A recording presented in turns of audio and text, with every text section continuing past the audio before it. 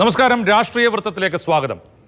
തെരഞ്ഞെടുപ്പിൽ മറ്റു പല വിഷയങ്ങളും തെരഞ്ഞെടുപ്പിനെ സ്വാധീനിക്കുന്ന രീതിയിലേക്ക് അല്ലെങ്കിൽ തെരഞ്ഞെടുപ്പ് കാലത്തെ രാഷ്ട്രീയ വിഷയമാകുന്ന രീതിയിലേക്ക് ചർച്ചകൾ മാറിക്കൊണ്ടിരിക്കുകയാണ്. ഇന്ന് കോടതിയിലുണ്ടായ ചില ഇടപെടലുകൾ, കോടതിയുടെ ഇടപെടലുകളും വലിയ രീതിയിൽ ചർച്ചയായിട്ടുണ്ട്. അഭിലാഷ്, ഇന്ന് കോടതിയിലുണ്ടായ രണ്ട് കാര്യങ്ങൾ, ഒന്ന് സുപ്രീം കോടതിയിലും മറ്റൊന്ന് ഹൈക്കോടതിയിലും, അത് കേരള രാഷ്ട്രീയത്തിൽ വലിയ ചർച്ചാ വിഷയമാകുന്ന രീതിയിൽ മാറിയിട്ടുണ്ട്. അതിൽ തന്നെ ഏറ്റവും പ്രധാനമായിട്ട് മുഖ്യമന്ത്രി സർക്കാർ ജീവനക്കാർക്ക് മെസ്സേജ് അയച്ചതുമായി ബന്ധപ്പെട്ടാണ്. അത് സർക്കാരിന് വലിയ തിരിച്ചടിയാണല്ലോ ഇന്ന് കോടതിയിൽ കിട്ടിയത്. അല്ല, ഒന്ന് ആശ്വാസമാണെങ്കിൽ മറ്റേത് തിരിച്ചടിയാണ്. നവകേരള സർവേയുമായി ബന്ധപ്പെട്ട് നവകേരള സർവേ ഹൈക്കോടതി തടഞ്ഞിരുന്നു. അതിനെതിരെ സുപ്രീം കോടതിയിൽ പോയി അക്കാര്യത്തിൽ സ്റ്റേ ലഭിച്ചിട്ടുണ്ട്. സർക്കാർ സർവേ നടത്തുന്നതുകൊണ്ട് എന്താണ് കുഴപ്പമെന്ന് സുപ്രീം കോടതി ചോദിച്ചിട്ടുണ്ട്. അത് സർക്കാരിനെ സംബന്ധിച്ച് ആശ്വാസമാണ്. കേരള ഹൈക്കോടതിയിൽ നിന്ന് ജീവനക്കാരുടെ മെസ്സേജുമായി ബന്ധപ്പെട്ട്, ജീവനക്കാരുടെ DAയുമായി ബന്ധപ്പെട്ട്, ജീവനക്കാരുടെ ആനുകൂല്യങ്ങളുമായി ബന്ധപ്പെട്ട് ജീവനക്കാർക്ക് മുഖ്യമന്ത്രിയിൽ നിന്ന് മെസ്സേജ് കിട്ടിയതിനെതിരെയാണ് ഇപ്പോൾ ഹൈക്കോടതിയിൽ നിന്ന് ഉത്തരവ് വന്നിരിക്കുന്നത്. അതിൻ്റെ നിയമ പോരാട്ടം അതിൻ്റെ അന്തിമമാവും. ഞാൻ അതിൻ്റെ സാങ്കേതികത്വത്തിലേക്ക് കടക്കുകയല്ല. സ്വകാര്യത എന്ന് പറയുന്നത് പുട്ടസ്വാമി കേസ് അനുസരിച്ച് ഒരു ഇന്ത്യൻ പൗരൻ്റെ അവകാശമാണ്, ഫണ്ടമെൻ്റൽ റൈറ്റാണ്. അത് പക്ഷേ ഇപ്പോൾ ഈ ഒരു മെസ്സേജ് കൊണ്ട് വയലേറ്റ് ചെയ്യപ്പെടുന്നുണ്ടോ? അങ്ങനെയാണെങ്കിൽ നമ്മൾ സൂപ്പർ മാർക്കറ്റിൽ പോകുന്നത് തൊട്ട് അന്താരാഷ്ട്ര ബ്രാൻഡുകൾ വരെ നമുക്ക് എല്ലാ ദിവസവും നമ്മുടെ നമ്പറിലേക്ക് പലതരത്തിലുള്ള മെസ്സേജ് അയക്കുന്നുണ്ട്, ബർത്ത്ഡേ വിഷ് ചെയ്യുന്നുണ്ട്, നിങ്ങൾക്ക് ഓഫർ ഉണ്ടെന്ന് പറയുന്നുണ്ട്. അപ്പോൾ സത്യത്തിൽ ഈ പറഞ്ഞ മൊബൈൽ നമ്പർ എന്ന് പറയുന്നത് ഇപ്പോൾ എത്രമാത്രം സ്വകാര്യമാണ്. നമ്മൾ ബില്ല് ചെയ്യാൻ വേണ്ടി കൊടുക്കുന്ന നമ്പർ എല്ലാവരും യൂസ് ചെയ്യുന്നുണ്ട്. ഞാൻ അതിൻ്റെ സാങ്കേതികത്വത്തിലേക്കോ ജീവനക്കാരുമായി ബന്ധപ്പെട്ട് ജീവനക്കാരുടെ അവകാശങ്ങളിലേക്ക് എത്രമാത്രം കടന്നു കയറി എന്നുള്ളതിനെക്കുറിച്ചോ ഇപ്പോൾ ഡിബേറ്റ് ചെയ്യുന്നില്ല. ഇന്ന് സൂപ്പർ പ്രൈം ടൈം ആയതുകൊണ്ട് അതിൽ അവിടെ വിശദമായ ഒരു ചർച്ചയാവാം എന്നുള്ളതുകൊണ്ട്. പക്ഷേ ഈ എൻ്റെ ഒരു പോയിന്റ് എന്ന് പറയുന്നത്, ഞാൻ ഈ തെരഞ്ഞെടുപ്പ് രാഷ്ട്രീയ വൃത്തത്തിൽ ഉന്നയിക്കുന്ന പോയിന്റ് എന്ന് പറയുന്നത്, സാധാരണ നിലയിൽ അവസാനത്തെ മാസങ്ങളിൽ എല്ലാ സർക്കാരുകളും മാക്സിമം പരസ്യം ചെയ്യും. പക്ഷേ ഇത്തവണ വളരെ വ്യത്യസ്തമായ പരസ്യങ്ങളാണ്, വ്യത്യസ്തമായ PR ആണ് ഈ സർക്കാർ സ്വീകരിച്ചിരിക്കുന്നത്. സാധാരണ നിലയിൽ പത്രങ്ങളിൽ പരസ്യം കൊടുക്കും, ടെലിവിഷൻ ചാനലുകളിൽ പരസ്യം കൊടുക്കും, പിന്നീട് ഹോർഡിങ്ങുകൾ വയ്ക്കും. ഇത്തവണ അങ്ങനെ വ്യവസ്ഥാപിതമായ സാമ്പ്രദായികമായ പരസ്യങ്ങളിൽ നിന്ന് മാറി തികച്ചും വ്യത്യസ്തമായ നൂതനമായ PR ആവിഷ്കരിച്ചിരിക്കുന്നു ഈ സർക്കാർ.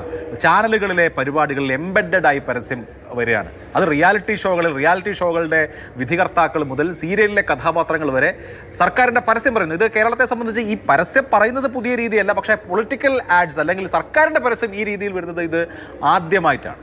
അപ്പോൾ PR രംഗത്തൊരു പുതിയ ചുവട് വെച്ചിരിക്കുകയാണ്. ഇവൻ കേരളത്തിൽ കരിക്ക് സീരീസൊക്കെ വരുമ്പോഴാണ് ഇങ്ങനത്തെ എംബെഡഡ് ആഡിൻ്റെ സാധ്യത ഈവൻ പരസ്യദാതാക്കൾ പോലും തിരിച്ചറിഞ്ഞത്. അത് ശരിക്കും ലക്ഷ്യവേദിയാണ്. സാമ്പ്രദായികമായി പരസ്യം കൊടുക്കുന്നത് പോലെ ഒരു 30 സെക്കൻഡ് പരസ്യം ചാനൽ പരിപാടികൾക്കിടയിൽ കൊടുക്കുന്നതിനേക്കാൾ, അല്ലെങ്കിൽ പത്രത്തിൽ ഒരു ബാക്ക് പേജ് ആഡ് കൊടുക്കുന്നതിനേക്കാളും കുറെ കൂടി ഇമ്പാക്റ്റ് ഇതിനുണ്ടാകുമെന്ന് കരുതിയിട്ടായിരിക്കും ഈ പറയുന്ന എംബെഡഡ് പരസ്യങ്ങളിലേക്ക് സർക്കാർ തിരിഞ്ഞത്. അതുകൊണ്ടാണ് രമേശ് ചെന്നിത്തല സീരിയൽ കാണാൻ പറ്റുന്നില്ല എന്ന് പറയുന്നത്. അപ്പോൾ സീരിയലിലെ ഏറ്റവും ഇഷ്ടപ്പെട്ട ഒരു കഥാപാത്രം, അപ്പം അത് അങ്ങനെയാണെങ്കിൽ, ഞാനത് കണ്ടിട്ടില്ല, സർക്കാർ നല്ലതാണെന്ന് പറയുന്നതിന്, മുഖ്യമന്ത്രിയെക്കുറിച്ച് നല്ലത് പറയുകയാണെങ്കിൽ അങ്ങനെ ഈ റീച്ച് കൂട്ടാനോ അല്ലെങ്കിൽ അത് ജനങ്ങളിലേക്ക് എത്തിക്കാനായിരിക്കും സർക്കാർ ശ്രമിക്കുന്നത്. മാത്രമല്ല പുതിയ കാലം, പുതിയ രീതി. അതായത് എന്തായാലും പബ്ലിക് റിലേഷന് വേണ്ടിയിട്ടൊരു ഫണ്ട് ഉണ്ട്. അത് തെരഞ്ഞെടുപ്പ് മാസങ്ങളിൽ, തെരഞ്ഞെടുപ്പ് പ്രഖ്യാപിക്കുന്നതിന് മുമ്പേ പരസ്യം ചെയ്യാൻ പറ്റുള്ളൂ മാക്സിമം. അതിപ്പോൾ ഏത് സർക്കാർ കേരളം ഭരിച്ചാലും കേന്ദ്രം ഭരിച്ചാലും ഒക്കെ ചെയ്യാറുണ്ട്. ഇത്തവണ വളരെ വ്യത്യസ്തമായ നിലയ്ക്കാണ് സർക്കാരിൻ്റെ പരസ്യങ്ങൾ. അത് ഒരു തരത്തിൽ രസകരമാണ്. പിന്നെ ജനങ്ങൾ ബുദ്ധിയുള്ള ആളുകളാണല്ലോ, പരസ്യം എന്താണെന്നും പരസ്യം അല്ലാത്തത് എന്താണെന്നും ഒക്കെ മനസ്സിലാക്കാനുള്ള വിവേചന ബുദ്ധി ജനങ്ങൾക്കുണ്ടെന്നാണ് ഞാൻ മനസ്സിലാക്കുന്നത്. അതുകൊണ്ട് വ്യത്യസ്തമായ പരസ്യങ്ങൾ സ്വീകരിക്കുന്നു, വ്യത്യസ്തമായ മാർഗ്ഗങ്ങൾ സ്വീകരിക്കുന്നു. മുഖ്യമന്ത്രിയുടെ ഇന്റർവ്യൂ വരികയാണ്. മോഹൻലാൽ മുഖ്യമന്ത്രിയെ ഇന്റർവ്യൂ ചെയ്യാൻ പോവുകയാണ്. പ്രധാനമന്ത്രി നരേന്ദ്രമോദി അക്ഷയ് കുമാറിനെ വെച്ച് പരീക്ഷിച്ചിട്ടുണ്ട് മുഖ്യമന്ത്രി. ഇപ്പം ഞാൻ കഴിഞ്ഞ ഈ ചർച്ചയിൽ ഈ അഭിമുഖത്തിൻ്റെ കാര്യം പറഞ്ഞപ്പോൾ അക്ഷയ് കുമാറും പ്രധാനമന്ത്രിയും തമ്മിലുള്ള അഭിമുഖം പോലെ ഷാരിഖ് ഷംസുദ്ദീൻ സതീശൻ്റെ ഇൻ്റർവ്യൂവിൻ്റെ കാര്യം പറഞ്ഞപ്പോൾ മാർഷൽ ചോദിച്ചത് മറ്റു മാധ്യമങ്ങൾക്ക് എന്താ ഇന്റർവ്യൂ കൊടുക്കാത്തതാണ്. മുഖ്യമന്ത്രി മോഹൻലാലിന് ഇന്റർവ്യൂ കൊടുക്കുന്നതിന് യാതൊരു അപാകവുമില്ല. അദ്ദേഹം മുഖ്യമന്ത്രി ചക്ക കഴിക്കുമോ മാങ്ങ കഴിക്കുമോ എന്നൊക്കെ ചോദിക്കുകയും ചെയ്യും. എന്ത് ചോദിക്കുമെന്ന് എനിക്കറിയില്ല. ടെലിവിഷൻ ചാനലുകളിലൊക്കെ അത് സംപ്രേഷണം ചെയ്യുമായിരിക്കും. പക്ഷെ മുഖ്യമന്ത്രി ടഫായിട്ടുള്ള ക്വസ്റ്റ്യൻസ് കൂടി നേരിടണ്ടേ എന്നൊരു ചോദ്യം അവിടെ ഉണ്ട്. അല്ല, മുഖ്യമന്ത്രി നമുക്ക് ഇന്റർവ്യൂ തരണം. മുഖ്യമന്ത്രി എന്ന നിലയിൽ അദ്ദേഹം മോഹൻലാലിനല്ല ഇന്റർവ്യൂ കൊടുക്കേണ്ടത്. മുഖ്യമന്ത്രി അല്ല, അദ്ദേഹം മോഹൻലാലിന് അദ്ദേഹത്തിന്റെ ഇപ്പം ഞാൻ കഴിഞ്ഞ ദിവസം അദ്ദേഹം കൊച്ചു കുട്ടികളുമായിട്ട് സംവദിച്ചുകൊണ്ടിരിക്കുന്നത് കണ്ടു. അദ്ദേഹം ഒറൊട്ടിയാണ് കഴിച്ചുകൊണ്ടിരുന്നത്, 2 റൊട്ടിയാണോ കൊണ്ടുവരിക എന്നൊക്കെ പറഞ്ഞ് കുട്ടികളുമായിട്ട് മുഖ്യമന്ത്രി സംസാരിച്ചു. അല്ല, അതിൽ തെറ്റില്ല, അങ്ങനെ പറയാം. മോഹൻലാലുമായിട്ടോ കമലഹാസനുമായിട്ടോ അദ്ദേഹം ഇങ്ങനെ സംസാരിക്കാം, മമ്മൂട്ടിയായിട്ടും സംസാരിക്കാം. പക്ഷേ അദ്ദേഹം നേരിടണം. ഇവിടുത്തെ മുഖ്യധാരാ മാധ്യമങ്ങളിലെ ജേർണലിസ്റ്റുകൾക്ക് മുമ്പിൽ അദ്ദേഹം ഒരു അഭിമുഖത്തിന് തയ്യാറാകണം. അല്ലാതെ അദ്ദേഹത്തിന് സ്ഥിരമുള്ള വാർത്താ സമ്മേളനങ്ങളിൽ 6:55 കഴിയുമ്പോഴത്തേക്ക് എന്നാൽ ശരി എന്ന് പറഞ്ഞ് ഓഫ് ആക്കിയിട്ട് പോകുന്ന പരിപാടി നടക്കില്ല. അപ്പോൾ ടഫായിട്ടുള്ള ക്വസ്റ്റ്യൻസ് നേരിടുന്ന നിലയിൽ മുഖ്യമന്ത്രി എല്ലാവർക്കും അഭിമുഖം കൊടുക്കുമോ അതോ മോഹൻലാലിനും സെലിബ്രിറ്റികൾക്കും മാത്രമേ അഭിമുഖം കൊടുക്കുകയുള്ളൂ? എംബെഡഡ് പരസ്യങ്ങൾക്ക് അപ്പുറത്ത് സംവാദങ്ങൾക്ക് തയ്യാറാവുമോ? ഇതൊക്കെ ചോദ്യങ്ങളാണ്. അല്ല അഭിലാഷ്, അതിനകത്ത് ഞാൻ മനസ്സിലാക്കുന്നത് അതൊരു തരം നമ്മൾ നേരത്തെ പറഞ്ഞ പ്രചരണത്തിന്റെ ഭാഗമായിട്ടാണ് മോഹൻലാലുമായിട്ട് അദ്ദേഹം ഇന്റർവ്യൂ നടത്തുന്നത്. എന്നാൽ മറ്റ് മാധ്യമങ്ങളുമായിട്ടുള്ള അദ്ദേഹത്തിന്റെ അഭിമുഖം എന്ന് പറയുന്നത് അത്തരം ഒരു പ്രചരണത്തിന് വേണ്ടി ഉപയോഗിക്കാൻ പറ്റൂല. പിന്നെ രണ്ടാമത് ഇപ്പോഴത്തെ കാലത്ത് പണ്ട് കാളവണ്ടിയിൽ നോട്ടീസുമായിട്ട് പോകുന്ന ഒരു സമയത്ത് നിന്ന് നമ്മൾ മാറി. രണ്ട്, സർക്കാരിൻ്റെ പരസ്യങ്ങൾ എന്ന് നമ്മൾ പറയുമ്പോൾ തന്നെ സർക്കാർ പറയുന്ന പരസ്യങ്ങളിനകത്ത് കമ്മ്യൂണിസ്റ്റ് പാർട്ടിയുടെ ചരിത്രമൊന്നുമല്ല. കഴിഞ്ഞ 9 വർഷമായിട്ട് ഈ സർക്കാർ നടപ്പാക്കിയിട്ടുള്ള കാര്യങ്ങളാണ് പറയുന്നത്. അവർ ഇന്നത്തെ പത്രങ്ങളെല്ലാം പരസ്യമുണ്ടല്ലോ, 5 ലക്ഷം വീട് ലൈഫ് പദ്ധതിയുടെ ഭാഗമായിട്ട് നൽകുന്നു എന്ന് ഉള്ള പരസ്യം വന്നിട്ടുണ്ട്. അങ്ങനെയാണെങ്കിൽ ആ പരസ്യം തെറ്റാണെങ്കിൽ ഇവർ 5 ലക്ഷം വീടുകൾ ലൈഫ് പദ്ധതി മുഖേന നൽകിയിട്ടില്ല എങ്കിൽ പ്രതിപക്ഷത്തിന് സംസാരിക്കാമല്ലോ. പ്രതിപക്ഷം പറയട്ടെ ഇങ്ങനെ അവർ ചെയ്തിട്ടില്ല. ഇനി വയനാട് ദുരന്തത്തിന് ശേഷം വളരെ കൃത്യമായ വർക്കോടുകൂടി അവർ പുതിയ ടൗൺഷിപ്പ് നിർമ്മിച്ച് മാർച്ച് 1-ാം തീയതി ഉദ്ഘാടനം ചെയ്യാൻ വേണ്ടി പോകുന്നു.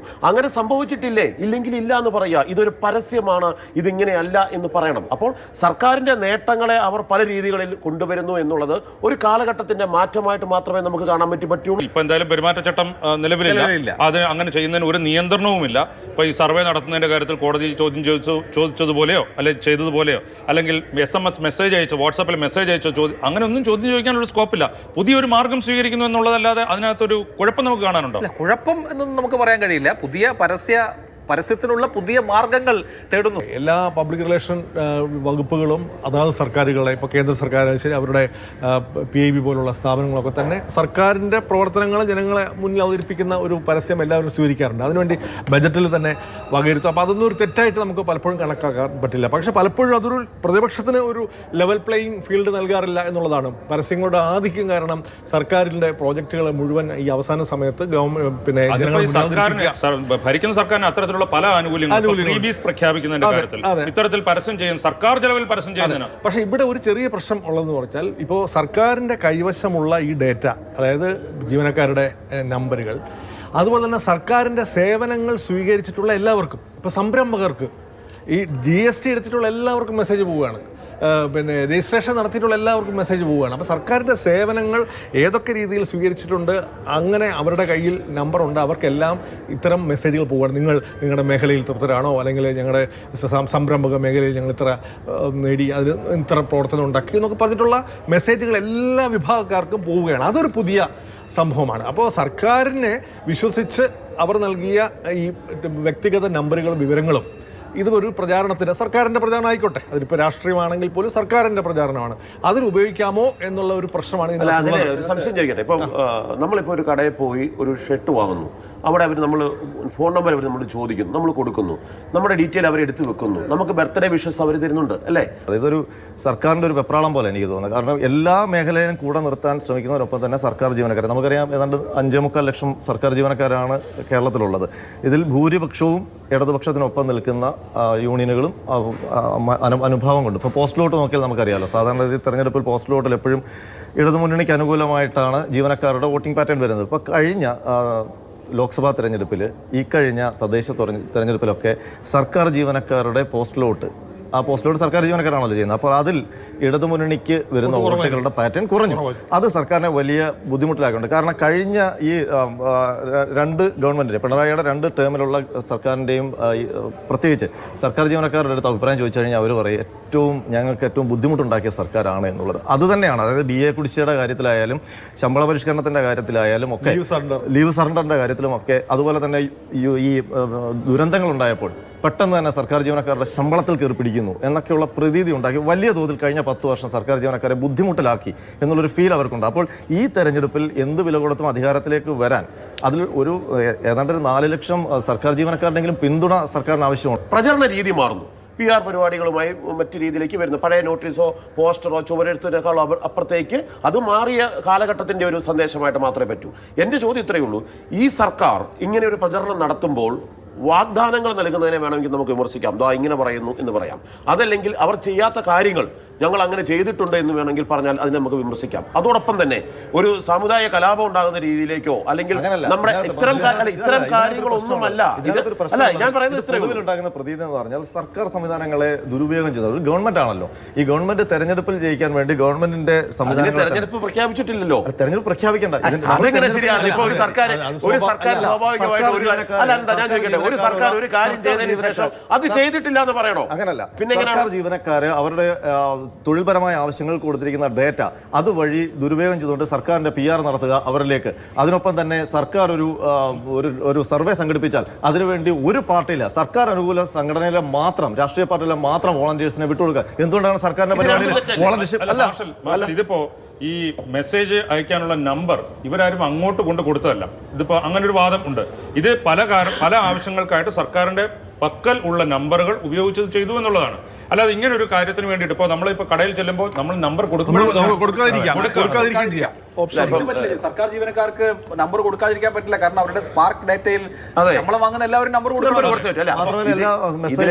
ഈ കേസിനകത്തെ സാങ്കേതിക നേരത്തെ പറഞ്ഞ പോലെ അത് സർക്കാർ കൊടുക്കുന്ന വെള്ളിയാഴ്ച കൊടുക്കുന്ന സത്യവാങ്മൂലത്തിൽ എന്തു പറയുന്നു എന്നതിനെ അടിസ്ഥാനപ്പെടുത്തിയിരിക്കുന്ന കാര്യമാണ്. ഞാനതല്ല, എൻ്റെ ചോദ്യം അതല്ല. ഈ ഒരു സർക്കാരിന് അവർ ചെയ്ത കാര്യങ്ങൾ ജനങ്ങളോട് പറയാൻ ഒരു സർക്കാർ ഡിപ്പാർട്ട്മെന്റ് ഉള്ളപ്പോൾ ആ സർക്കാർ ഡിപ്പാർട്ട്മെന്റിനെ പൂർണ്ണമായും മരവിപ്പിച്ചുകൊണ്ട് മറ്റ് സംവിധാനം വലിയ പൈസയല്ലേ അതിനു വേണ്ടി ചെലവാകുന്നത്. മോഹൻലാലിനെ വെച്ച് ഇന്റർവ്യൂ ചെയ്യുമ്പോൾ പൈസ കൊടുക്കുന്നില്ല. ആര് കണ്ടു? ഗവൺമെന്റിന്റെയും പാർട്ടിയുടെയും സംവിധാനങ്ങൾ രണ്ടായിരിക്കണം. അതിനിപ്പോ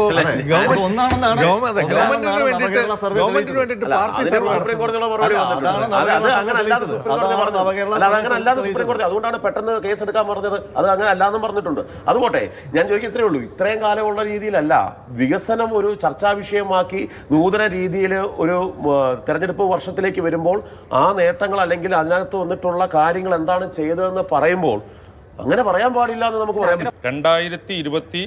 2021 തെരഞ്ഞെടുപ്പ് സമയത്ത് ഈ തെരഞ്ഞെടുപ്പ് പ്രചാരണത്തിന്റെ അവസാന ഘട്ടത്തിലെത്തിയപ്പോൾ പിണറായിയിൽ നടന്ന ഒരു പരിപാടിയുണ്ട്. അത് കേരളത്തിൽ നിന്നും പുറത്തുനിന്നൊക്കെയുള്ള സിനിമാ താരങ്ങൾ പങ്കെടുത്തുകൊണ്ട് വലിയൊരു പരിപാടിയാണ് അവിടെ നടന്നത്. സാധാരണ ഇപ്പോൾ നമ്മുടെ ഒരു സാധാരണ രീതി അനുസരിച്ച് ഏറ്റവും അവസാനം വലിയ പൊതുയോഗം സംഘടിപ്പിക്കുക എന്നൊക്കെ ഉള്ളതായിരിക്കും. പക്ഷേ അവിടെ മുഖ്യമന്ത്രി മത്സരിക്കുന്ന പിണറായി മണ്ഡലത്തിൽ നടന്നു ഇത്തരത്തിലൊരു പരിപാടിയാണ്. അത് ആ മണ്ഡലത്തിൽ അദ്ദേഹത്തിന് റെക്കോർഡ് ഭൂരിപക്ഷം ഉണ്ടാക്കണം എന്നൊക്കെയുള്ള ആ മണ്ഡലത്തിൽ നടപ്പാക്കിയ ഒരു പദ്ധതിയാണ് തോന്നുന്നത്. അതൊരു സർക്കാരിന്റെ പദ്ധതിയായിട്ട് പരിപാടി ആയിരുന്നില്ല. പ്രമേഷ്, ഇപ്പോൾ ഈ കോൺഗ്രസിലെയും UDF-ലെയും ഘടകകക്ഷികളുടെ സീറ്റ് വെച്ചുമാറ്റങ്ങൾ, അതുപോലെ തന്നെ കോൺഗ്രസിൽ മത്സരിക്കുന്ന ആരൊക്കെയാണ്, ഇത്തരത്തിലുള്ള വാർത്തകളാണ് കൂടുതൽ വന്നത്. പക്ഷേ CPM-ഉം ഇത്തരത്തിലുള്ള ചർച്ചകൾ പതുക്കെ തുടങ്ങുകയാണ് എന്നാണ് വാർത്തകൾ പുറത്തു വരുന്നത്. അത്തരത്തിൽ എന്തെങ്കിലും സൂചനകൾ ആരുടെയെങ്കിലും കാര്യത്തിലൊക്കെ വരുന്നു? അതിനകത്ത് വളരെ പ്രധാനപ്പെട്ട ഒരു കാര്യം സൂചിപ്പിക്കാനുള്ള, ആലപ്പുഴ ജില്ലാ കമ്മിറ്റിയുടെ പട്ടികയിൽ ഡോക്ടർ തോമസ് ഐസക്, അതായത് മുൻപ് ധനകാര്യമന്ത്രി, 2 തവണ ധനകാര്യമന്ത്രി ആയിരുന്ന തോമസ് ഐസക്, 2006-ലും 2016-ലും മന്ത്രിയായിരുന്ന തോമസ് ഐസക് കഴിഞ്ഞ തവണ തെരഞ്ഞെടുപ്പ് രംഗത്ത് മാറി നിന്നു. ഇത്തവണ അദ്ദേഹം മത്സരിക്കുമോ? അതുപോലുള്ള ഒഴിഞ്ഞു നിന്ന പലരും മത്സരിക്കുന്നു എന്ന് കേൾക്കുന്നുണ്ട്. അതെ, തോമസ് ഐസക് മത്സരിക്കേണ്ടി വന്നാൽ ജില്ലാ കമ്മിറ്റിയുടെ പട്ടികയിൽ ഉണ്ടാകുമോ? ഉണ്ടെങ്കിൽ ഏത് മണ്ഡലം എന്നുള്ളതാണ്. ആലപ്പുഴ. അവിടെ പാർട്ടിക്കാർ തന്നെ ഈ വിഷയം ചർച്ച ചെയ്യുന്നുണ്ട്. അപ്പോൾ സ്വാഭാവികമായിട്ടും അമ്പലപ്പുഴയിലും ആലപ്പുഴയിലും സിറ്റിംഗ് MLA-മാർ ഒരു ടേമേ ആയിട്ടുള്ളൂ. അവർക്ക് സ്വാഭാവികമായിട്ട് അവർ തുടരാനാണ് സാധ്യത. കാരണം ഒരു സാമുദായിക സമവാക്യമൊക്കെ പരിഗണിച്ചിട്ട് തീരുമാനിച്ച 2 സ്ഥാനാർത്ഥികളാണ് ഇപ്പുറത്ത് 2 മണ്ഡലങ്ങൾ. അല്ല, പക്ഷേ പ്രമേഷ്, അതിനകത്ത് ഒരു കാര്യമുണ്ട്. ഇപ്പോൾ നമ്മളാണ്, മാതൃഭൂമി ന്യൂസാണ് ആദ്യം തന്നെ ഈ CPM-ൽ 2 ടേം എന്നുള്ളത് കൃത്യമായി പാലിക്കില്ല, ഇത്തവണ അതിൽ മാറ്റം വരും എന്നുള്ള വാർത്ത ആദ്യമായിട്ട് ബ്രേക്ക് ചെയ്തത് മാതൃഭൂമി ന്യൂസ്. എനിക്ക് തോന്നുന്നു മാർഷൽ ഇപ്പോൾ ഒരു 6-7 മാസമായോ അത്രയെങ്കിലും ആയിട്ടുണ്ടാവും. ഇപ്പോൾ CPM-ൽ അതാണ് സംഭവിക്കാൻ പോകുന്നത്. അല്ലാതെ കഴിഞ്ഞ പ്രാവശ്യത്തെ പോലെ 2 ടേം നിബന്ധന വെച്ചുകൊണ്ട് ആയിരിക്കില്ല. ഒറ്റ പ്രാവശ്യമുള്ളവരെയും ചിലര് മണ്ഡലം നിലനിർത്താൻ റിസ്ക് ഉണ്ടെങ്കിൽ അത് മാറ്റുന്നതിനെ കുറിച്ചും CPM ആലോചിക്കുന്നുണ്ട് എന്നുള്ളതാണ് അറിയുന്നത്. അതുപോലെ തന്നെ 2 ടേം നിബന്ധന കഴിഞ്ഞ ആളുകളെ ചിലരെ മാറ്റും. പക്ഷേ അവരും ചിലപ്പോൾ 3ാമത് മത്സരിച്ച് അവർ തന്നെ നിന്നാലേ മണ്ഡലം നിലനിർത്താൻ കഴിയുള്ളൂ എങ്കിൽ അവരെയും നിർത്താൻ പാർട്ടി ആലോചിക്കുന്നുണ്ടെന്നാണ് അറിയുന്നത്. ഞാൻ തോമസ് ഐസക്കിന്റെ കാര്യം ഒരു കാര്യം കൊണ്ട് പറഞ്ഞ് അവസാനിപ്പിക്കാം. അപ്പോൾ ഇദ്ദേഹം മത്സരിക്കണോ വേണ്ടയോ, അദ്ദേഹം വളരെ സജീവമായിട്ട് ഇപ്പോൾ കേരള പഠന കോൺഗ്രസുമായി ബന്ധപ്പെട്ട് അടുത്ത ഗവൺമെന്റിൽ LDFിന് അധികാരം കിട്ടുകയാണെങ്കിൽ വരുന്ന ഗവൺമെന്റിന്റെ ഒരു പോളിസി എല്ലാം ഇതെല്ലാം ആലോചിക്കുന്ന ഒരു പഠന കോൺഗ്രസിന് ഇപ്പോൾ നേതൃത്വം നൽകിയിട്ടിരിക്കുകയാണ്. വളരെ സജീവമായിട്ട് അദ്ദേഹം രംഗത്തുണ്ട്. അദ്ദേഹമായിട്ട് അടുപ്പമുള്ളവരെല്ലാം വളരെ അദ്ദേഹമായിട്ട് അടുപ്പമുള്ള പലരും അദ്ദേഹം മത്സരിക്കാൻ സാധ്യതയുണ്ടെന്ന് പറയുന്നു. പക്ഷെ എവിടെ മത്സരിക്കുന്ന ആർക്കും ഞാൻ പറയാൻ വന്നത്. അപ്പോൾ ഇദ്ദേഹത്തെ ഇനിയിപ്പോ അമ്പലപ്പുഴയിൽ അല്ലെങ്കിൽ അമ്പലപ്പുഴയിൽ മത്സരിപ്പിക്കാൻ പറ്റിയില്ലെങ്കിൽ, അല്ലെങ്കിൽ ആലപ്പുഴയിൽ മത്സരിപ്പിക്കാൻ പറ്റിയില്ലെങ്കിൽ അരൂര് വേണമെങ്കിൽ അദ്ദേഹത്തിന് മത്സരിക്കാം. അരൂര് അങ്ങനെ ചിലർ പറഞ്ഞു കേൾക്കുന്നുണ്ട്. കാര്യം അരൂരിലെ ദലീമ എന്ന് പറയുന്ന സ്ഥാനാർത്ഥി ആരിഫും എച്ച് സലാമും കൂടെ ചിലപ്പോൾ ഒരു പക്ഷേ രണ്ടുപേരും മത്സരിക്കണമെന്നില്ല. എച്ച് സലാം ഉണ്ടെങ്കിൽ ആരിഫ് മത്സരിക്കണമെന്നില്ല. അങ്ങനെയാണെങ്കിൽ ദലീമയെ മാറ്റിയിട്ട് അരൂർ അദ്ദേഹത്തിന് മത്സരിക്കാൻ പറ്റിയൊരു മണ്ഡലമാണ്. ആലപ്പുഴ ജില്ലയിൽ തന്നെയാണ്, അദ്ദേഹത്തിന് വളരെ അടുപ്പമുള്ള ഒരു പ്രദേശമാണ്. പിന്നെ ഈ മാർഷൽ പറഞ്ഞ പോലെ തിരുവനന്തപുരം സെൻട്രൽ CPM ഏറ്റെടുക്കുകയാണെങ്കിൽ തിരുവനന്തപുരം സെൻട്രലിലും അദ്ദേഹത്തിന് മത്സരിപ്പിക്കാം. തിരുവനന്തപുരം സെൻട്രലിൽ രണ്ടുപേരും പരിഗണിക്കാമെന്ന് ഞാൻ തോന്നുന്നു. പരിഗണിക്കാം. മാത്രമല്ല ഒരു നഗരമണ്ഡലം എന്ന നിലയിൽ, ഒരു മധ്യവർഗ മണ്ഡലം എന്ന നിലയിൽ ചിലപ്പോൾ തോമസ് ഐസക്കിന് കുറച്ചുകൂടി സ്വീകാര്യത ലഭിക്കാൻ സാധ്യതയുണ്ട്. 2021 MLA-മാരെയും 5 മന്ത്രിമാരെയാണ് മാറ്റിയത്. എന്നിട്ട് 8 സീറ്റ് അധികം നേടി വരികയാണ് ചെയ്തത്. ഇത്തവണയാണെങ്കിൽ 23 MLA-മാരെ ഒഴിവാക്കിയിട്ടും വേണം 2 ടേം നടപ്പാക്കാൻ. പക്ഷെ അത് ഒരിക്കലും ഉണ്ടാകില്ല, കാരണം അങ്ങനെ പറ്റില്ല എന്നുള്ളതാണ്. അത് ഏറ്റവും കൂടുതൽ പ്രതിസന്ധി സൃഷ്ടിക്കുന്നത് 14 നിയമസഭാ മണ്ഡലങ്ങളുള്ള തിരുവനന്തപുരത്താണ്. അവിടെ 13 സീറ്റിലും ജയിച്ചിരിക്കുന്നത് CPM LDF-നാണ്. അപ്പോൾ അതിൽ തന്നെ പലരും നോക്കും. നമ്മൾ പാറശാല എടുത്താൽ, നെയ്യാറ്റിൻകര എടുത്താൽ, കാട്ടാക്കട എടുത്താൽ, വാമനപുരം എടുത്താൽ, കഴക്കൂട്ടം എടുത്താൽ, ഇവിടെയെല്ലാം സിറ്റിംഗ് MLA-മാരെ മാറ്റാൻ പറ്റുന്ന ഒരു സാഹചര്യമല്ല CPM-നുള്ളത്. കോട്ടയത്തും മലപ്പുറത്തും മാത്രമാണ് 2 ടേം എന്നുള്ള ഒരു പരിഗണനയിൽ ജയിക്കാത്ത ആൾക്കാരുള്ള ജില്ല. ബാക്കി എല്ലായിടത്തും 2 ടേം ഉണ്ട്. അതിൽ തന്നെ തൃക്കരിപ്പൂര്, ചിലപ്പോൾ തൃക്കരിപ്പൂർ 2 ടേം അദ്ദേഹം ജില്ലാ സെക്രട്ടറിയാണ്. അദ്ദേഹം മാറിയിട്ട് ചിലപ്പോൾ രാജഗോപാലിന് പകരം വേണമെങ്കിൽ ഒരാൾ വരാം. ഇനി അതല്ല, അത് പാലക്കാട് മത്സരിക്കാൻ സാധ്യതയുണ്ട്. പിന്നെ അതായത് നിലവിലുള്ള MLA-മാര് 2 ടേം പൂർത്തിയായവരാണെങ്കിലും തുടരാം. അത് തുടരുന്നത് എങ്ങനെയാണ്? അവരുടെ ജനപ്രീതി ഉപയോഗിച്ച് അവരെ വിജയിക്കാൻ അവർ തന്നെ വേണമെന്നുണ്ടെങ്കിൽ തുടരും. അതല്ല എങ്കിൽ അവരെ മാറ്റി പുതുമുഖത്തിന്. കൊല്ലം നോക്കിക്കഴിഞ്ഞാൽ അറിയാം, ഇരുവരത്ത് വീണ്ടും നൗഷാദ് തുടരും. പക്ഷേ കൊല്ലം മുകേഷ് തുടരണമെന്നില്ല, നൗഷാദ് തുടരുന്നു. അത് കൊല്ലത്തിന്റെ വ്യത്യാസമാണ്. പക്ഷേ പത്തനംതിട്ടയിലേക്ക് വന്നാൽ ആറന്മുള, വീണ 2 ടൈം. വീണ ഇനി മാറാനുള്ള സാധ്യത വളരെ കുറവാണ്. വീണ വീണ്ടും അവിടെ മത്സരിക്കാം. ഇങ്ങനെ ഓരോ മേഖലകളും അതിന്റെ കോതമംഗലത്ത് വീണ്ടും തുടരാനാണ് സാധ്യത.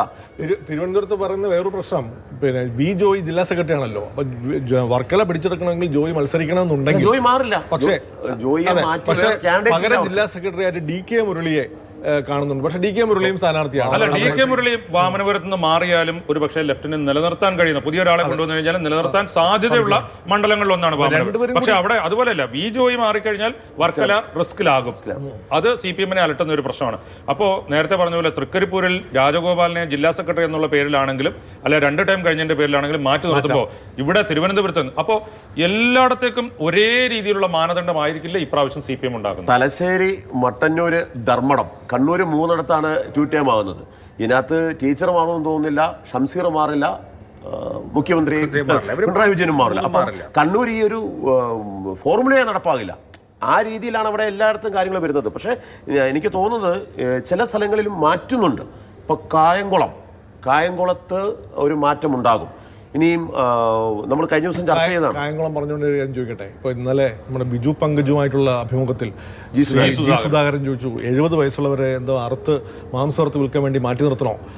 ഞാൻ ഏത് മണ്ഡലത്തിലും, ആലപ്പുഴ ജില്ലയിലെ ഏത് മണ്ഡലത്തിൽ മത്സരിച്ചാലും വിജയിക്കും, ഞാൻ പാർട്ടിയെ അറിയിച്ചിട്ടുണ്ട്, ഞാൻ മത്സര സന്നദ്ധനാണെന്ന്. അപ്പം അങ്ങനെയാണെങ്കിൽ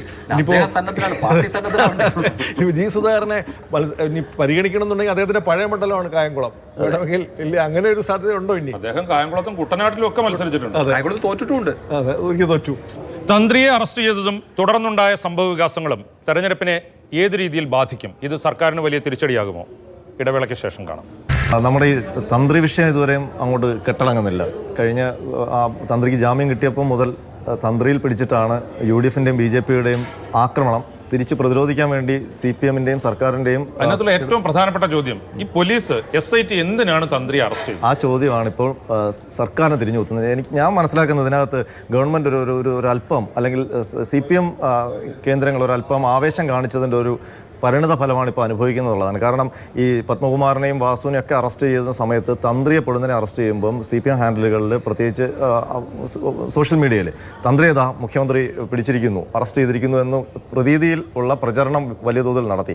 ഇപ്പോൾ പക്ഷേ കൊല്ലം വിജിലൻസ് കോടതിയിൽ തന്ത്രിയുടെ ജാമ്യാപേക്ഷ വന്നപ്പോൾ ആ ജാമ്യാപേക്ഷ 96 പേജുള്ള ജാമ്യ ഉത്തരവ് പുറത്തു വന്നപ്പോൾ അതിനകത്ത് 4-5 കുറ്റങ്ങൾ തന്ത്രിക്കെതിരെ ചുമത്തിയതിനകത്ത് ഒരു കുറ്റം പോലും നിലനിൽക്കില്ല, പ്രഥമ ദൃഷ്ട്യാ തന്നെ തെളിവില്ല എന്നുള്ളതാണ് കോടതിയുടെ വിലയിരുത്തൽ. അപ്പോൾ കണിക പോലും ഇല്ല എന്നുള്ളത്. അപ്പോൾ എന്തിനാണ് തന്ത്രി അറസ്റ്റ് ചെയ്തെന്നുള്ള ചോദ്യത്തിന്റെ മുന്നിലാണ് ഇപ്പോൾ സർക്കാർ പറയുന്നത്. ഇന്നലെ ഞാൻ കൈരളി ചാനലിലെ ഒരു ചർച്ച നടന്നപ്പോൾ അതിനകത്ത് ഈ സ്ത്രീകളെ കയറ്റിയതുമായി ബന്ധപ്പെട്ട് ആണല്ലോ തന്ത്രി ഒരു കാരണം ഉന്നയിച്ചത്. യുവതികളെ കൊണ്ടുവന്നപ്പോൾ ഞാൻ തടഞ്ഞു, അതിന്റെ പ്രതികാരമാണ്. അപ്പോൾ അതിനെ മറികടക്കാൻ വേണ്ടി പഴയ ചില ഫോട്ടോസൊക്കെ ഉപയോഗിച്ചിട്ടുള്ള തന്ത്രങ്ങളും കൂടി ഈ സർക്കാരിനെ അല്ലെങ്കിൽ CPM-നെ പിന്തുണയ്ക്കുന്ന കേന്ദ്രങ്ങളിൽ നിന്നുള്ള ശ്രമമുണ്ട്. ഇന്നലെ ആ ചർച്ചയിലും അത് ഉന്നയിക്കപ്പെട്ടു. പക്ഷേ അത് വസ്തുതാവിരുദ്ധമായിരുന്നു. അപ്പോൾ ഈ രീതിയിൽ ഇതൊരു വലിയ വിഷയമായി CPM-നെ തിരിഞ്ഞു കുത്തുന്നുണ്ടെന്നാണ് ഞാൻ മനസ്സിലാക്കുന്നത്. മാത്രമല്ല ഇന്നിപ്പോൾ BJP മുഖ്യമന്ത്രിയുടെ ഔദ്യോഗിക വസതിയിലേക്ക് അയ്യപ്പ ജ്യോതി എന്ന് പറഞ്ഞൊരു വലിയ പ്രതിഷേധം ഇതിനെ മുൻനിർത്തി നടത്തുകയാണ്. അപ്പോൾ ഞാൻ മനസ്സിലാക്കുന്നത് ഇപ്പോൾ SIT-യുമായി ബന്ധപ്പെട്ട കേന്ദ്രങ്ങളിൽ നിന്നൊക്കെ ആയാലും ഇപ്പോൾ ഈ കൊല്ലം വിജിലൻസ് കോടതി പരിഗണിച്ച ഗ്രൗണ്ട്സ് മാത്രമേ തന്ത്രിയെ അറസ്റ്റ് ചെയ്യാൻ ഉണ്ടായിരുന്നുള്ളൂ എന്നുള്ളതാണ്. അങ്ങനെ വരുമ്പോൾ അത് വലിയ വീക്ക് പോയിന്റാണ്. അതിന് ഈ കേസിനെ തന്നെ എങ്ങനെ ബാധിക്കുമെന്നൊക്കെയുള്ള ഒരു ആശങ്ക പൊതുവെ ഉയർന്നിട്ടുണ്ട്. അല്ല, ഞാൻ പറഞ്ഞത് ഇപ്പോൾ SIT ആണ് തന്ത്രി അറസ്റ്റ് ചെയ്തത്. പിണറായി വിജയന്റെ പോലീസോ മോദിയുടെ ED ഒന്നും അല്ല തന്ത്രി അറസ്റ്റ് ചെയ്തത്. അതായത് ഹൈക്കോടതിയുടെ നേരിട്ടുള്ള നേരിട്ടുള്ള നിയന്ത്രണത്തിലുള്ള SIT ആണ് തന്ത്രി അറസ്റ്റ് ചെയ്തത്. അറസ്റ്റിന് ശേഷം കോടതിയിൽ സമർപ്പിച്ച അവസാനത്തെ വിവരങ്ങളുണ്ടല്ലോ, ഈ പറഞ്ഞ റിപ്പോർട്ട്, ആ റിപ്പോർട്ടിൽ പോലും അന്വേഷണത്തിൽ സംതൃപ്തി രേഖപ്പെടുത്തി. പക്ഷേ അങ്ങനെയല്ല. ഇതിനകത്തൊരു പ്രശ്നം എന്ന് പറഞ്ഞാൽ കോടതി ഹൈക്കോടതിയുടെ ദേവസ്വം ബെഞ്ച് ഇതിനെ മോണിറ്റർ ചെയ്യുന്നുണ്ട്. പക്ഷെ നോക്ക്, ഇതിനകത്ത് കേസ് സ്റ്റഡി എല്ലാം പരിഗണനയിൽ വന്നിരിക്കുന്ന കൊല്ലം വിജിലൻസ് കോടതിയുടെ ജാമ്യം കൊടുക്കുന്ന കോടതിക്ക് ഇതിന്റെ മെറിറ്റിലേക്ക് മെറിറ്റിലേക്ക് പോവുക മാത്രമല്ല അവിടെ ശക്തമായ വാദം 2-3 ആഴ്ചകളായിട്ട് നടന്നു. അതിനൊപ്പം തന്നെ 3 റിപ്പോർട്ടുകൾ SIT-ക്ക് അവിടെ കൊല്ലം കോടതിയിൽ ഹാജരാക്കേണ്ടി വന്നു. അത് തന്ത്രിക്ക് വേണ്ടി വന്ന ഡിഫൻസ് വക്കീലിന്റെ വളരെ വിദഗ്ധമായിട്ടുള്ള ഒരു വാദമാണ് ഈ കോടതി. ചാർജ് ഷീറ്റ് കോടതി നമ്മൾ എന്താണ് പ്രതീക്ഷിക്കുന്നത്? നമ്മൾ പ്രതീക്ഷിക്കുന്നത് ഒരു ശക്തമായ ചാർജ് ഷീറ്റും ഇപ്പോൾ ഒരാളെ അറസ്റ്റ് ചെയ്യണമെങ്കിൽ അതിന് കൃത്യമായ ഗ്രൗണ്ട് വേണമായിരുന്നു. ഇതിൽ ഒറ്റ ഒരു കാര്യം, ഏറ്റവും അവസാനം ഈ SIT ഹൈക്കോടതിയെ സമീപിക്കുന്നുണ്ടോ? ഉണ്ടെങ്കിൽ അതിൽ SIT-ക്ക് കൃത്യമായ ഒരു ധാരണ ഇപ്പോഴും ഇല്ല. ഇന്നായിരുന്നു SIT അപ്പീലിന് പോവും എന്ന് പറഞ്ഞിരുന്നത്. പക്ഷേ നമ്മൾ അന്വേഷിക്കുമ്പോൾ മനസ്സിലാകുന്നത് ഈ ഒരു ഉത്തരവിന്റെ സമയത്ത്, ഈ ഒരു ഉത്തരവിന്റെ പശ്ചാത്തലത്തിൽ ഹൈക്കോടതിയിലേക്ക് പോകാൻ SIT-ക്ക് ചെറിയ പേടിയുണ്ട്. കാരണം ഇത് അതുകൊണ്ട് ലീഗൽ ഒപ്പീനിയൻ തേടിയിരിക്കുകയാണ്. ലീഗൽ ഒപ്പീനിയൻ കൂടി ലഭിച്ച ശേഷം അവർക്ക് കുറച്ച് കാര്യങ്ങൾ പറയാനുണ്ട്. അവർ പറയുന്നത് എല്ലാ കാര്യങ്ങളും കൊല്ലം കോടതി പരിഗണിച്ചിട്ടില്ല എന്നുള്ളതാണ്. പക്ഷേ ഹൈക്കോടതിയിലേക്ക് പോകുമ്പം കുറച്ചുകൂടി ഹോംവർക്ക് ആവശ്യമുണ്ടെന്നാണ്. അത് ഹൈക്കോടതി നിരീക്ഷണത്തിൽ നടന്ന ഒരു കേസും അന്വേഷണവും ബാക്കി നടപടികളുമാണത്. അതെ, ഹൈക്കോടതി എനിക്ക് തന്നെ തോന്നുന്നത് ഈ അവസാന ഘട്ടത്തിലേക്ക് എത്തുമ്പോൾ ഹൈക്കോടതി ആദ്യം പറഞ്ഞ ചില കമന്റ്സ് ഒക്കെ കുറച്ച് അപാകമായി പോയോ എന്നുള്ള കാര്യം സംശയമുണ്ട്. കാരണം ഈ അന്വേഷണത്തിന്റെ അവസാനത്തിലേക്ക് എത്തുമ്പം ഇതിനകത്ത് ഉണ്ടായിരുന്നൊരു പ്രതീതി എന്ന് പറഞ്ഞാൽ ഇതൊരു പൗരാണിക അല്ലെങ്കിൽ ആന്റി കച്ചവടത്തിന്റെ ഭാഗമായി കൊണ്ടുപോയി എന്നൊക്കെയാണ്. പക്ഷേ അന്വേഷണത്തിന്റെ അവസാനം ഇൻവെസ്റ്റിഗേഷനിലേക്ക് എത്തുമ്പോൾ അതൊന്നും ഇല്ല എന്നുള്ളതാണ് നമ്മൾ മനസ്സിലാക്കുന്നത്. അങ്ങനെ വരുമ്പം എന്തിനാണ് ഹൈക്കോടതി സുഭാഷ് കപൂറിന്റെ ഒക്കെ പേരെടുത്തിട്ടിട്ട് അതിന്റെ ഒരു അമിതാവേശം ഉണ്ടായോ എന്ന് സംശയമുണ്ട്. എന്ന് മാത്രമല്ല, ഇപ്പൊ തന്ത്രിയുടെ കാര്യം പറയും, ഈ ഗ്രൗണ്ട് ആണെങ്കിൽ, അതായത് എന്നും കാണുന്ന ആൾക്കിത് കാണാതെ പോയത് അറിഞ്ഞില്ലേ എന്ന ഗ്രൗണ്ടിലാണ് അറസ്റ്റ് ചെയ്തതെങ്കിൽ അത് വളരെ ഗൗരവതരമായ നിയമപ്രശ്നങ്ങളിലേക്ക് നയിക്കാം. രണ്ടാമത്തേത്, ഇപ്പോൾ തന്ത്രിയുടെ കാര്യം പറഞ്ഞു, അതിന്റെ മെറിറ്റിൽ വാദം നടന്നു. ഈ പത്മകുമാറിനെയും വാസുവിനെയും സംബന്ധിച്ച കേസ് അങ്ങോട്ട് വരുമ്പോഴും ഇവർ ചുമതലപ്പെട്ട ഡ്യൂട്ടിയിൽ നിന്ന് അതല്ലെങ്കിൽ കാക്കാൻ ബാധ്യത ഉണ്ടായിരുന്ന ആളുകൾ അതിൽ വീഴ്ച വരുത്തി എന്നുള്ളത് മാത്രമാണ് പ്രശ്നമെങ്കിൽ ഈ കൊട്ടിഘോഷിച്ച അത്രയും വലിയ രാഷ്ട്രീയ ആരോപണമായി അത് നിലനിൽക്കുമോ എന്ന പ്രശ്നവും ബാക്കിയുണ്ടല്ലോ. അതിലെനിക്ക് തോന്നുന്നത് പത്മകുമാറിന്റെ ചെറിയ വീഴ്ചയല്ല. കാരണം പത്മകുമാറിന് നല്ല ബോധ്യമുള്ള കാര്യമാണല്ലോ, അത് ചെമ്പുപാളിയല്ല സ്വർണ്ണപ്പാളിയാണ്. നമുക്ക് തന്ത്രിയുടെ കാര്യത്തിൽ മാത്രം ഒതുങ്ങി നിൽക്കാം. സമയം അവസാനിക്കാറായി. നാളെ വീണ്ടും കാണാം. രാഷ്ട്രീയ വൃത്തത്തിൽ പുതിയ വാർത്തകളും കൂടുതൽ വിശേഷങ്ങളുമായി.